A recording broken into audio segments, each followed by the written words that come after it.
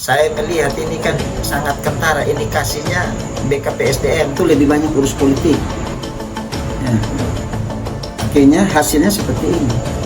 Kita lihat nanti beberapa bulan kemudian setelah kami dilantik. Ya, kalau saya secara pribadi saya akan meminta untuk diperiksa. Agar ini proses-proses seperti tahun-tahun berikutnya jangan lagi terjadi. Ini langkah yang sebenarnya membunuh masa depan orang. Sebenarnya. Ya. Kita sangat prihatin dengan anak-anak yang sudah honor 15 tahun, 10 tahun.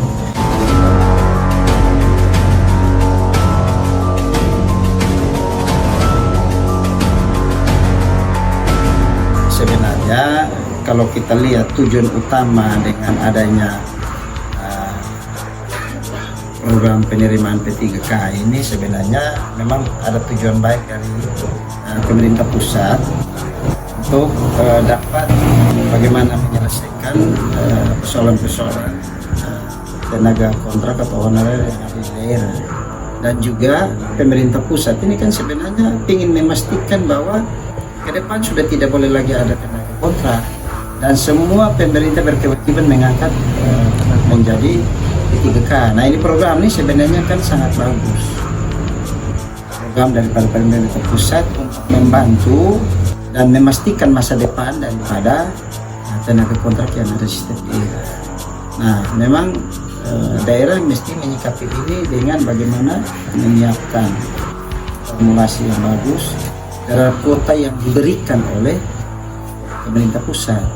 Nah, kalau kita lihat hari ini dengan perkembangan adanya protes dari banyaknya tenaga kontrak yang merasa tidak puas, dirugikan, tidak mendapatkan keadilan, saya pikir wajar karena memang saya lihat khususnya BKSDM yang di Kabupaten Kupang ini dalam hal mengurus hal tersebut memang sangat kurang bagus.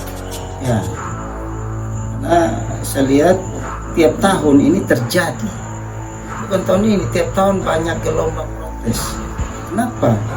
Karena mereka sudah tidak lagi melihat ini dalam konteks kebutuhan yang mestinya menjadi apa yang dibutuhkan oleh pemerintah daerah. Ya, kalau kita lihat formulasi yang diberikan oleh BKD ini sebenarnya sangat berbeda dari daerah-daerah lain pada umumnya, baik itu provinsi maupun daerah-daerah lain. Termasuk juga kalau kita lihat di universitas-universitas sama juga, hanya kita saja yang berbeda. Ada apa? Berarti ada sesuatu, ada indikasi permainan-permainan yang dilakukan di BKPSDM. Ya, kenapa ini dilakukan? Agar supaya dapat memuluskan daripada tujuan mereka. Saya melihat bahwa ini akibat dari mungkin para pegawai dan pimpinan lebih banyak indikasinya berpolitik, sehingga carut marut ini terus terjadi. Jadi kalau hari ini banyak gelombang protes akibat dari ketidakpuasan, akibat dari ketidakadilan, ini diakibatkan oleh karena carut marut kepengurusan menyangkut penerimaan P3K ini yang tidak sesuai sebenarnya. Ya, saya bilang begitu.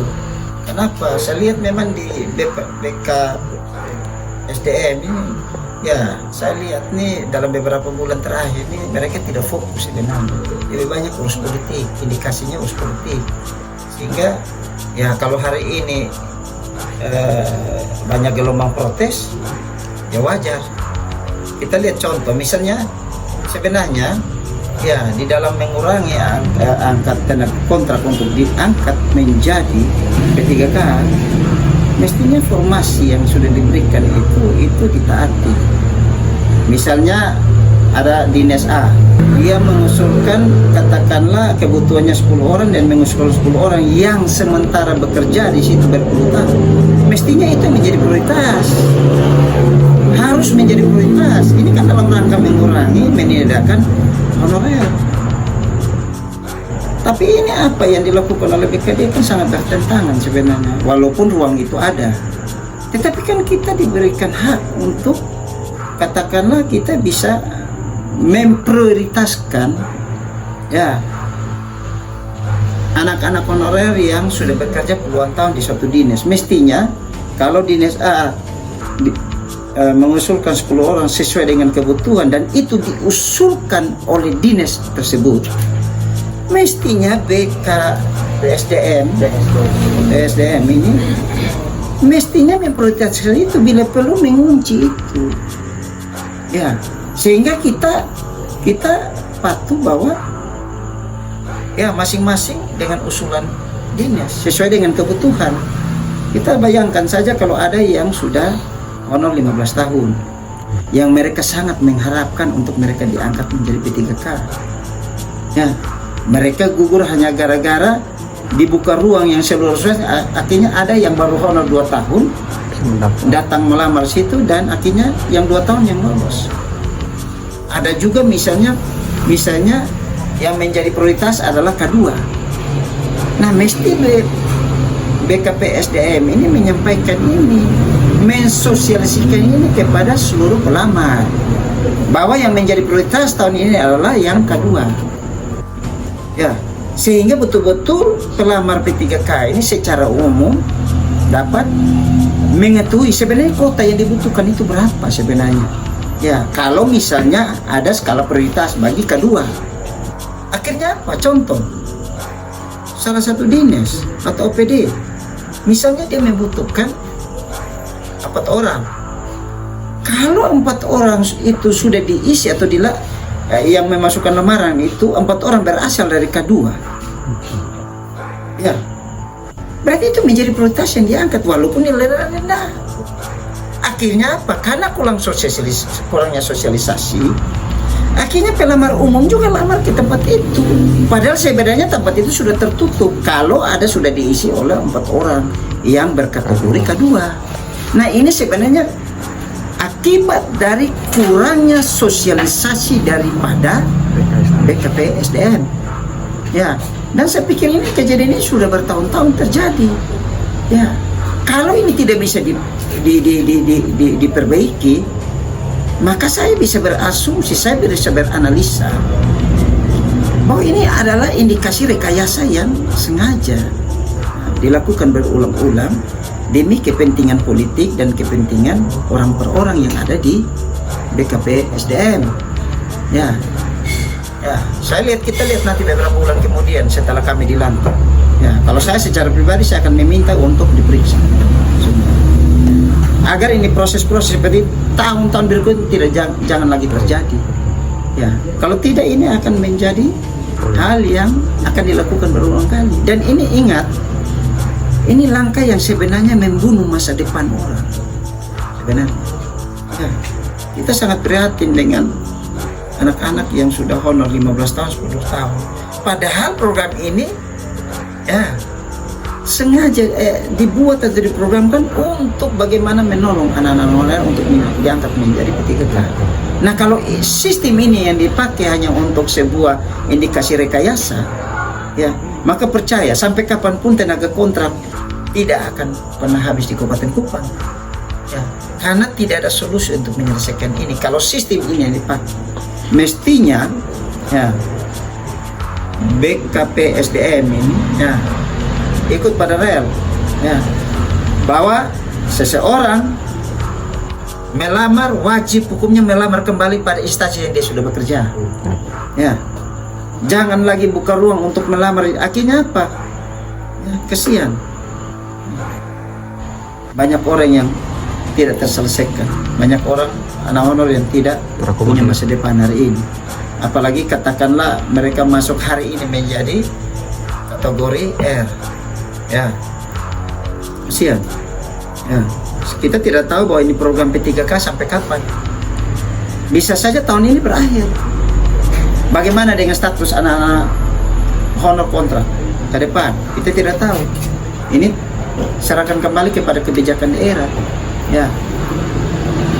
Sebenarnya kemarin itu kita berharap ya keberadaan atau status anak honor di Kabupaten Kupang ini bisa diselesaikan dengan tahun ini.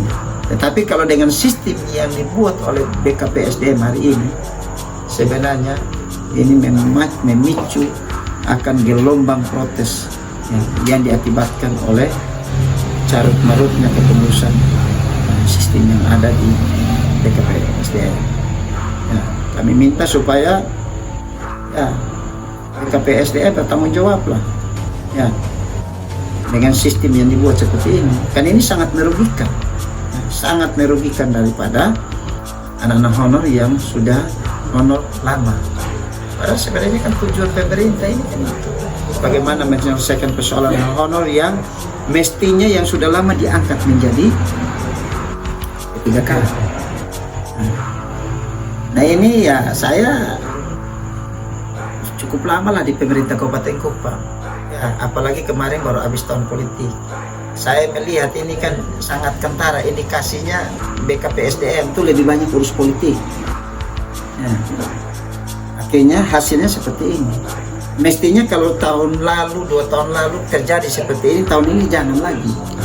Tapi ini terus menerus terjadi. Berarti ini ada indikasi rekayasa, indikasi skenario yang dibuat untuk kepentingan politik atau kepentingan orang-orang yang punya kepentingan seperti itu.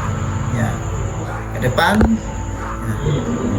itu diizinkan dilantik bulan 3, maka saya akan meminta untuk ini diperiksa atau diusut oleh tim maupun oleh instansi yang punya kewenangan untuk periksa ini supaya ini diselesaikan secara baik, ya, sehingga orang-orang yang katakannya punya hak masa depan yang mesti mereka dapatkan, ya, mesti mendapatkan itu.